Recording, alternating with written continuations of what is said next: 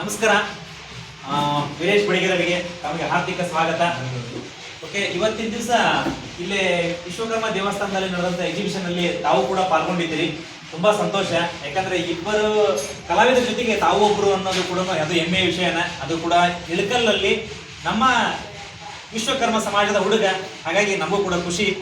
ಅನಂತರ ಇವತ್ತಿನ ದಿವಸ ಒಳ್ಳೆ ಕಲಾಕೃತಿ ಅಂತಲೇ ಹೇಳ್ಬೋದು. ಅನಂತರ ಈ ಒಂದು ಚಿತ್ರಪಟ ಬ್ಲ್ಯಾಕ್ ಆ್ಯಂಡ್ ವೈಟ್ ಇದೆ. ಇದು ಬ್ಲ್ಯಾಕ್ ಆ್ಯಂಡ್ ವೈಟ್ ಉದ್ದೇಶ ಮತ್ತು ಇದು ಯಾವ ಶೈಲಿ ಅಂತೇಳಿ ಈ ಚಿತ್ರಪಟದ ಕ್ಲಿಯರ್ ಟೈಮ್ ತಿಳಿಸ್ಬಿಡಿ. ಇವಾಗ ನಾನು ಬ್ಲ್ಯಾಕ್ ಆ್ಯಂಡ್ ವೈಟ್ ಯಾಕೆ ಮಾಡಿದ್ದೇನೆ ಅನ್ನೋ ಉದ್ದೇಶ ಏನಂತಂದ್ರೆ, ಇದು ನಾವು ಈಗ ಜನ್ರೇಷನಲ್ಲಿ ಎನಿಮೇಷನ್ ಈ ಕಲರ್ ಈ ಎಲ್ಲ ನೋಡ್ತಾ ಇರ್ತಾರೆ. ಈ ಕಲರ್ ಅಂದ್ರೆ ಎನಿಮೇಷನ್ ಫೀಲ್ಡಲ್ಲಿ ಅದರ್ಸ್ ಕಲರ್ ಎಲ್ಲ ನೋಡ್ತಾರೆ. ನಾನು ಮೊದಲಿಂದ ಒಂದು ಸ್ವಲ್ಪ ನಾನು ಮೆಲುಕು ಹಾಕ್ಬೇಕನ್ನೋ ಉದ್ದೇಶಕ್ಕೋಸ್ಕರ ನಾನು ಬ್ಲ್ಯಾಕ್ ಆ್ಯಂಡ್ ವೈಟಲ್ಲೇ ಸಿರೀಸಲ್ಲೇ ಮಾಡ್ತಾ ಇದ್ದೀನಿ.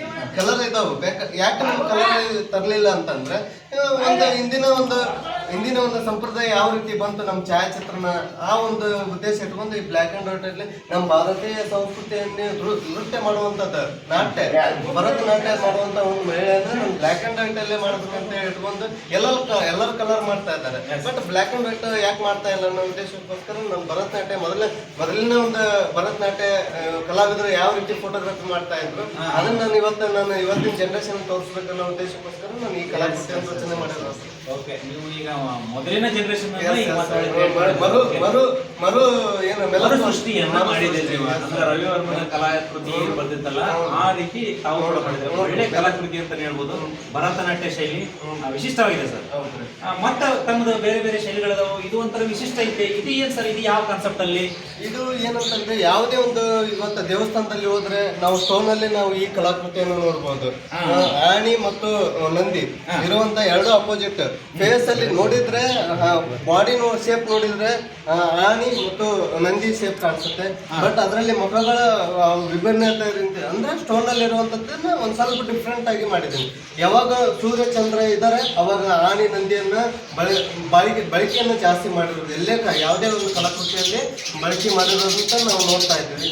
ಅದೇ ರೀತಿಯಾಗಿ ಇದು ಏನಂದ್ರೆ ಮಾಧ್ಯಮ ಚಾರ್ಕೋಲ್ ಅಲ್ಲಿ ಮಾಡಿರೋದ್ರಿ.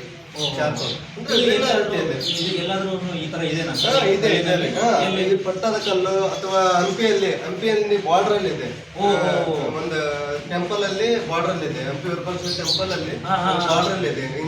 ಟೆಂಪಲ್ ಹಿಂದೆ ನೋಡಿ, ಯಾಕಂದ್ರೆ ನಾವು ಅಲ್ಲಿ ನೋಡಿದ್ರು ಕೂಡ ಅಷ್ಟೊಂದು ಸರಿಯಾದ ರೀತಿಯಿಂದ ಅಬ್ಸರ್ವೇಷನ್ ಮಾಡಿರೋದಿಲ್ಲ. ನೀವು ಅದನ್ನ ಅಂತ ಒಂದು ಕಲಾಕಾರನಿಗೆ ಏನಂತಂದ್ರೆ ಒಂದು ಸಣ್ಣದು ಕೂಡ ಈ ರೀತಿ ತೋರಿಸ್ಬೋದು ಅನ್ನೋದನ್ನ ನೀವು ತೋರಿಸ್ಕೊಟ್ಟಿದ್ರಿ. ಒಳ್ಳೆ ಅದ್ಭುತ. ಯಾಕಂದ್ರೆ ನೋಡಿದವರಿಗೆ ಗೊತ್ತಾಗಲ್ಲ.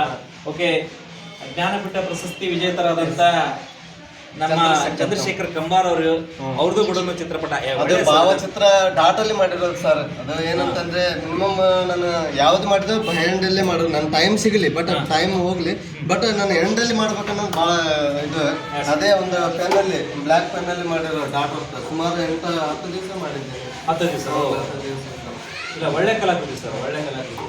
ಆಮೇಲೆ ಇದು ಒಂದು ಲೈವ್ ಹೋಗಿ ಸ್ಪಾಟಲ್ಲೇ ಹೋಗಿ ಕುಂತು ಮಾಡಿರೋದು. ನೇಚರ್ ಏನಂದ್ರೆ, ನಾವೊಂದು ಕಲಿ ಟೈಮಲ್ಲಿ ಸ್ಪಾಟ್ಗೆ ಹೋಗಿ ಕುಂತಿದ್ವಿ. ಮಳೆ ಬಂದು ಕವಿದವಾದ ವಾತಾವರಣ ಇತ್ತು. ಅಲ್ಲೇ ಸ್ಪಾಟ್ ಕುಂತಾಗ ನನಗೆ ಈ ತರ ಕಾಣಿಸಿ ಈ ತರ ಮಾಡಿದೆ ನೈಜ ಚಿತ್ರಣ.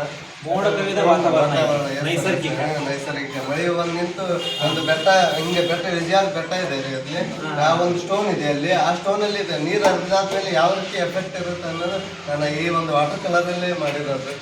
ಚೆನ್ನಾಗಿದೆ ಸರ್. ಇದು ಕೂಡ ಇದು ನೋಡಿದಂದ್ರೆ ಆ ಮಲೆನಾಡು ಸೈಡ್ ಅದನ್ನ ಮಾಡಿದ್ರೆ ಅಂದ್ರೆ ನಮ್ಮ ಯೂನಿವರ್ಸಿಟಿ ಮಲೆನಾಡು ತರನೇ ಅದು. ಮಳೆಗಾಲ ಬಂತಂದ್ರೆ ನಮ್ದು ಜಂಗಲ್ ಫಾರೆಸ್ಟ್ ಕಂಬಾರ್ ಅವರು ಆ ಒಂದು ಪ್ಲೇಸ್ ಅಲ್ಲಿ ಇಟ್ಟುಬಿಟ್ಟಿದ್ದಾರೆ.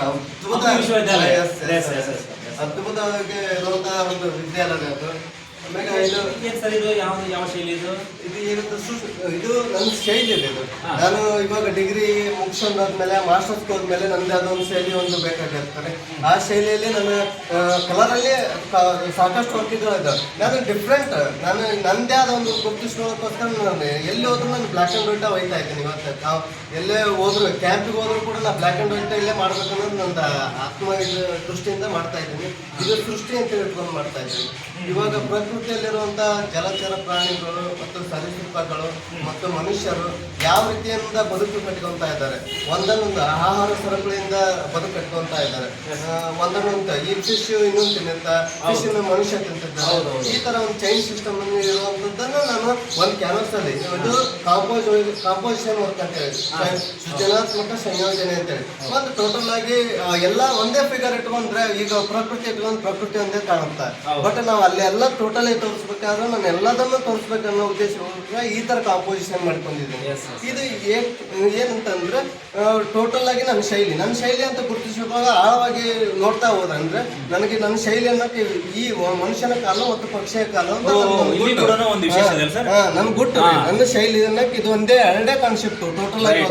ಅದು ಒಂದು ಕಲಾಕೃತಿ ನೋಡ್ಬೇಕಾದ್ರೆ ಒಂದು ನನ್ನಾದ ಒಂದು ಸಸ್ಪೆನ್ಸ್ ಇಟ್ಟಿರ್ತೀನಿ ಅಂತಂದು ಹೇಳ್ತಾರಲ್ಲ, ಅದೇ ಸಸ್ಪೆನ್ಸ್ ನಂದಿದ್ದು ಎರಡು, ಮನುಷ್ಯನ ಕಾಲ ಮತ್ತು ಪಕ್ಷಿಯ ಕಾಲ. ಎಲ್ಲೇ ಹೋದ್ರೂ ಕೂಡ ಈ ರೀತಿ ಇರ್ತಕ್ಕಂತ ಪಾದ ಮತ್ತು ಪಕ್ಷಿಯ ಕಾಲು ಎರಡನ್ನು ಎಲ್ಲೇ ಕೂಡ ನೋಡಿದ್ರು ಕೂಡ ಅದು ವೀರೇಶ್ ಬಡಿಗೇರ್ ಅದೊಂದು ಶೈಲಿ ಅಂತ ಹೇಳ್ಕೊಂತಾರೆ, ರೂಪಿಸಿದ್ದಾರೆ. ಓಕೆ, ಒಳ್ಳೆ ಅದ್ಭುತ ಸರ್. ಅದೇ ರೀತಿನ ಇವೆಲ್ಲ ನಮ್ಮ ಸಿರೀಸ್ ಸರ್. ಈಗ ಇಲ್ಲಿ ಕೂಡ ಕಾಲ ಇದೆ ಈ ತರ, ಬಟ್ ಟೋಟಲ್ ಆಗಿ ಈ ತರ ಕಾಲ ಈ ತರ ಬಳಕೆಗಳು. ಅದೇ ನನ್ನ ಇದು ಸೆಪರೇಟ್ ಪಾಸ್ವರ್ಡ್ ನೀವು ಹುಡುಕ್ಬೇಕಾದ್ರೆ ಅದೇ ಒಂದು ಇರುತ್ತೆ. ಈ ಯಾವ ವೆಬ್ಸೈಟ್ ಅಲ್ಲಿ ನೋಡಿದ್ರು ಕೂಡ ಈ ಕಲಾಕೃತಿಗಳು ಸಿಗಲ್ಲ. ಇದೊಂದು ಹೇಳ್ತೀನಿ ಸರ್, ನಾನು ಓನ್ ಶೈಲಿ. ಆಮೇಲೆ ಭಾಳ ಇದರಿಂದ ನಾನು ಅಪ್ಡೇಟ್ ಆಗ್ಬೇಕಾದ್ರೆ ಸುಮಾರು 1.5 ವರ್ಷ ತಗೋತಿದ್ದೀನಿ. ಇದರಲ್ಲಿ ಯಾವ ರೀತಿ ಮಾಡೋದು ಹಂಗೆ ನಮ್ಮ ಸರ್ ಗೈಡ್ ಮಾಡ್ತಾ ಇದ್ರು, ಹಿಂಗೆ ಈ ಥರ ಮಾಡಿ ಅಂತ. ಆ ಥರ ಗೈಡ್ ಮಾಡಿದ್ಮೇಲೆ 1.5 ಶ್ರಮ ಪಟ್ಟು ಮಾಡಿದ ಮೇಲೆ ಈ ಥರ ಕಲಾಕೃತಿಗಳು ಆಗಿದ್ದಾವೆ. ಇಷ್ಟೇ. ಒಳ್ಳೆಯದು ಸರ್, ಒಳ್ಳೆಯದು. ಅನಂತರ ಇಲ್ಲಿ ಎಕ್ಸಿಬಿಷನ್ಗಿಂತ ಮುಂಚಿತವಾಗಿ ಎಲ್ಲೆಲ್ಲೇ ತಾವು ಪಾಲ್ಗೊಂಡಿದ್ರಿ ಸರ್? ಇಲ್ಲಿ ಮಾಡೋಕ್ಕಿಂತ ಮುಂಚೆ ನಾನು ಬೆಂಗಳೂರಲ್ಲಿ ಚಿತ್ರಕಲಾ ಪರಿಷತ್ತಲ್ಲಿ ಭಾಗವಹಿಸಿದೆ, ಆಮೇಲೆ ಚಿತ್ರಸಂತೆಯಲ್ಲಿ ಭಾಗವಹಿಸಿದೆ, ಆಮೇಲೆ ಗದಗ ಚಿತ್ರಸಂತೆಯಲ್ಲಿ ಭಾಗವಹಿಸಿದೆ, ದಾವಣಗೆರೆ ಚಿತ್ರಸಂತೆಯಲ್ಲಿ ಭಾಗವಹಿಸಿದೆ. ಆಮೇಲೆ ಔಟ್ ಆಫ್ ಸ್ಟೇಟ್ ಹೋಗ್ಬೇಕಂತಂದ್ರೆ ಕಲ್ಕತ್ತಾ ಹೋಗಿ ಬಂದೆ. ಕಲ್ಕತ್ತಾ ಹೋಗಿ ಬಂದೆ. ಅಲ್ಲಿ ಏನಂದ್ರೆ ವರ್ಕ್ ಡಿಸ್ಪ್ಲೇ ಮಾಡಲಿಲ್ಲ, ಬಟ್ ಅಲ್ಲಿ ನಾನು ನೋಡಕ್ಕಂತ ಹೋದೆ. ಅಲ್ಲಿ ನೋಡಿದಾದ್ಮೇಲೆ ನಾನು ಅಲ್ಲಿ ತಿಳ್ಕೊಂಡಿರೋದು ಸಾಕಷ್ಟು ಇದೆ. ಆಮೇಲೆ ರೀಸೆಂಟ್ ಮೊನ್ನೆ ಸೆಡಮಲ್ಲಿ ಹೋದ ತಕ್ಷಣ ನನಗೆ ಅದು ಆ್ಯಕ್ಚುಲಿ ನಮ್ಮ ಯೂನಿವರ್ಸಿಟಿಯಿಂದ ಅದು ಏನೋ ಕ್ಯಾಂಪ್ ಅಲೋ ಇತ್ತಂತೆ. ಕ್ಯಾಂಪ್ ಅಲೋಕ್ಕೆ ಅವರು ಅಪ್ಲೈ ಮಾಡೋಕೆ ನಮಗೆ ಡೇಟ್ ಹೇಳಿದ್ದಿಲ್ಲ. ನಾನು ದಿಢೀರನ ಹೋದ್ಮೇಲೆ ಸಡನ್ನಲ್ಲಿ ದೊಡ್ಡ ರಾಜಮಟ್ಟದ್ದು ಮಾಡಿದರು, ಅದ್ಭುತವಾಗಿ ಕ್ಯಾಂಪ್ ಮಾಡಿದರು. ನಮಗೆ ಸಡನ್ನಾಗಿ ಇಲ್ಲ ನೀವು ಕಲಾವಿದರು ನೀವೇನೋ ಒಂದು ಮಾಡ್ಬೋದಲ್ಲ ಅಂತಂತಂದು ಸಡನ್ನಾಗಿ ನಾನು ಅಲ್ಲೇ ಸ್ಪಾಟಲ್ಲೇ 9 ದಿವಸದ ಕ್ಯಾಂಪ್ 2 ದಿವಸಲ್ಲೇ ಒಂದು ಸ್ಟೋನ್ ವರ್ಕ್ 4D ವರ್ಕ್ ಮಾಡಿ ಅಗ್ದಿ ಹೈಲೈಟ್ ಟಾಪ್ ಅನ್ನು ವರ್ಕ್ ಮಾಡಿ ಅಲ್ಲಿ ಒಳ್ಳೊಳ್ಳೆ ಸಾಹಿತಿಗಳು ಅದ್ರ ಬಗ್ಗೆ ವಿಮರ್ಶೆ ಮಾಡಿದ್ರು, ಒಳ್ಳೊಳ್ಳೆ ಫೋಟೋ ತಗೊಂಡ್ರು. ಅದಕ್ಕೆ ಮತ್ತೆ ಒಳ್ಳೆ ಅಲ್ಲಿ ಆದ್ಮೇಲೆ ಮತ್ತೆ ಸನ್ಮಾನ ಆಮೇಲೆ ಸತ್ಕಾರ ಏನೋ ಒಂದು ಕಾಣಿಕೆಯನ್ನು ಕೊಟ್ಟರು. ನಮ್ಗೆ ಒಳ್ಳೆ ಹೆಸರಾಯ್ತು. ಕಲಾವಿದನಿಗೆ ಬೇಕಾಗಿದ್ದ ಅದು ಪ್ರೋತ್ಸಾಹ ಅಂತ ಹೇಳ್ಬೋದು. ಓಕೆ, ಹಲವಾರು ಕಡೆ ಬೇರೆ ಬೇರೆ ರಾಜ್ಯದಲ್ಲಿ ಕೂಡ ಹೆಸರನ್ನ ಇವತ್ತು ಪ್ರಸ್ತುತ ಪಡಿಸ್ತಾ ಇದ್ದೀರಿ ಅನ್ನೋದಕ್ಕೆ. ಆಮೇಲೆ ಹುಬ್ಳಿಯಲ್ಲಿ ಆರ್ಟ್ ಗ್ಯಾಲರಿಯಲ್ಲಿ ನಾನು ವರ್ಕ್ ಇದು ಮಾಡಿದೆ. ಆಮೇಲೆ ಒಂದು ವರ್ಕ್ ನಂದು ಸ್ಪೇನ್ ಹೋಯ್ತು, ಇಂಟರ್ನ್ಯಾಷನಲ್ ಸ್ಪೇನ್ ಅದ್ಭುತ ಕಲಾಕೃತಿ ಆಗಿತ್ತು. ಅದು ಕೂಡ ಡಾಟಲ್ಲೇ ಮಾಡಿರೋದು, ಸ್ಪೇನ್ ಸೆಲೆಕ್ಟ್ ಆಯ್ತು. ಅದು ಬೆಳ್ಳೆ ಇಲ್ರಿ ಅವ್ರ ವರ್ಕ್. ಇಲ್ಲ ನನ್ನ ಇನ್ನೊಂದು ವರ್ಕ್ ಇತ್ತು. ನಾನು ಲಾಸ್ಟ್ ಟೈಮ್ ವಿಶ್ವಕರ್ಮ ಜಯಂತಿ ಜಿಲ್ಲಾ ರಾಜ್ಯ ಮಟ್ಟದ್ದು ಮಾಡಿದ್ರಲ್ರಿ, ಅಲ್ಲೇ ನಮ್ದು ಅವಾರ್ಡ್ ಆಗಿತ್ತು. ಆ ವರ್ಕ್ ನನಗೆ 30,000 ತನಕ ಕೇಳಿದ್ರು, ನನಗೆ ಕೊಟ್ಟಿಲ್ಲ. ಅದು ಸುಮಾರು ನನ್ನ ಟಾರ್ಗೆಟ್ ಇದೆ, 1.5 ಲಕ್ಷ ತನಕ ನನ್ನ ಟಾರ್ಗೆಟ್ ಇದೆ. ಅದು 1.5 ಲಕ್ಷಕ್ಕಿಂತ ಜಾಸ್ತಿನೇ ಹೋಗುತ್ತೆ ಅನ್ನೋ ನನ್ನ ಕಾನ್ಫಿಡೆನ್ಸ್ ಇದೆ. ಯಾಕಂದ್ರೆ ಆ ವರ್ಕಲ್ಲಿ ಅಷ್ಟಿದೆ, ಇಟ್ಕೊಂಡು ಕೂತಿದ್ದೆ, ಯೂನಿವರ್ಸಿಟಿಯಲ್ಲೇ ಇದೆ. ಅದು ಇವತ್ತಿಲ್ಲ ನಾಳೆ ಹೋಗುತ್ತೆ ಅನ್ನೋ ಕಾನ್ಫಿಡೆನ್ಸ್ ನನಗಿದೆ. ಯಾಕಂದ್ರೆ ಅದು ನನಗೆ ಒಬ್ಬರು ಹೇಳಿದ್ದಾರೆ ಅದು ಯಾವ ಮಟ್ಟಕ್ಕಿದೆ ವರ್ಕ್ ಅನ್ನೋದು. ಅದಕ್ಕೋಸ್ಕರ ಅದನ್ನ ನಾನು ಶೇರ್ ಮಾಡತ್ತಾನೆ. ಏನೋ ನಾನು ಬೇರೆ ಇದೆಲ್ಲ, ಬಟ್ ರೊಕ್ಕ ಇಂಪಾರ್ಟೆಂಟ್ ಅಲ್ಲ ನನಗೆ. ಔಟ್ ಆಫ್ ಕಂಟ್ರಿ ಒಳಗೆ ಹೋಗುವಂತ ನನ್ನ ವರ್ಕ್ ಇಂಥ ಲೈಟ್ ಅನ್ನೋದು ನನಗೆ ದೊಡ್ಡ ಅದು ನನಗೆ ಇಂಪಾರ್ಟೆಂಟ್. ನಾನು ಅದಕ್ಕೋಸ್ಕರ ಇಟ್ಕೊಂಡು ಬಂದಿದ್ದೆ. ದುಡ್ಡು ನಾನು ಕೊಟ್ಟುಬಿಟ್ಟಿದ್ರೆ ಒಂದು 30,000 ಮೊನ್ನೆ ಕೊಟ್ಟುಬಿಟ್ಟು ಹೋಗ್ಬಿಡ್ತಿತ್ತು. ನನಗೆ ಕೊಡೋ ಮನಸ್ಸು ಬರಲಿಲ್ಲ. ನನಗೆ ಇನ್ನೂ ಹೆಚ್ಚಿನ ಮಟ್ಟದೊಳಗೆ ನಮ್ಮದು ಕಲಾಕೃತಿ ಹೋಗಿ ನಿಲ್ಲಬೇಕಿತ್ತು ಅನ್ನೋ ಉದ್ದೇಶಕ್ಕೋಸ್ಕರ ಅದನ್ನ ಹಿಡ್ಕೊಂಡು. ಯಾಕಂದ್ರೆ ಸುಮಾರು 8 ತಾಸು ವರ್ಕ್ ಮಾಡಿದ್ದೀನಿ ಸರ್. ಅದು ಇಷ್ಟೇ, ಇದು ಸೇಮ್ ಸೈಜ್ ವರ್ಕ್, ಬಟ್ 8 ತಾಸು ವರ್ಕ್ ಮಾಡಿದ್ದೀನಿ. ಅದು ಕಷ್ಟ ನನಗೆ ಗೊತ್ತಾಯಿದೆ. ಈ ಅದಕ್ಕಷ್ಟೇ ಪ್ರತಿಫಲಕ್ಕೆ ಎಲ್ಲಿ ಹೋಗ್ಬೇಕು ನಿಲ್ಲಬೇಕು ಅನ್ನೋ ಉದ್ದೇಶಕ್ಕೋಸ್ಕರ ಅದನ್ನ ಹಿಡ್ಕೊಂಡು. ಅಭಿನಂದನೆಗಳು ಸರ್.